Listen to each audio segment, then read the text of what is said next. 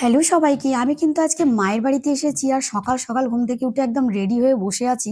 আর আমার দিদি এখনো বসে আছে, তো উঠছেই না, রেডিও হচ্ছে না। তো চলো দিদি কি বলছে ওর মুখ থেকে শুনে নি তাহলে। বাপের বাড়িতে বসে থাকার মজাটাই আলাদা।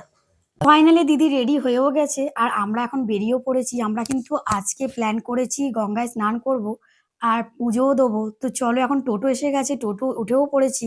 তো আমরা কিন্তু গঙ্গাঘাট এসে পৌঁছে গেছি। আসার সময় ব্যারেল আনতে ভুলে গেছি, তো এই দোকানটা থেকে ব্যারেল দেখতে পেয়েছি, দুটো নিয়েও নিয়েছি। আর এখন কিন্তু আমরা গঙ্গা স্নান করব। তো বন্ধুরা, তোমরাও গঙ্গাটা একটু দর্শন করে নাও। আমাদের কিন্তু হয়ে গেছে কেনাকাটা। আমরা মন্দির চত্বর এসে গিয়েছি আর ফুলের ডালাও নিয়ে নিয়েছি। তো চলো এবার পুজো দেবো। এমনিতেই আজকে শনিবার, তো প্রচন্ড ভিড় হয়েছে, তোমরা দেখতেই পাচ্ছ। আর আমাদের কিন্তু এখন কেনাকাটা কমপ্লিট, মানে আমরা ফুলের ডালা ফালা কিনে ফেলেছি। আর এখন আমরা ভেতরে ঢুকছি। তো চলো তোমাদেরকেও দেখিয়ে দিই আমাদের শালকিয়ার মা বড় মা। তো ইনি শীতলা মা। আর এনার কিন্তু বছরে একবার স্নান হয়, প্রচুর লোক উপোস করে। এই মা আমাদের খুব জাগ্রত। তো আমাদের কিন্তু পুজো দেওয়া কমপ্লিট আর আমরা এখন বাইরে বেরিয়ে এসেছি। তো অনেক ভোর ভোর বেরিয়েছিলাম বাড়ি থেকে, এখন গলা শুকিয়ে যাচ্ছে। তো চলো একটু চা খেয়ে নিই, গরম গরম চা দিয়ে গলাটা একটু ভিজিয়ে নিই। আর আমার দিদির তো মাথায় ধরে যাচ্ছিল চা না খেয়ে, তো দিদি চা খেয়ে শান্তি।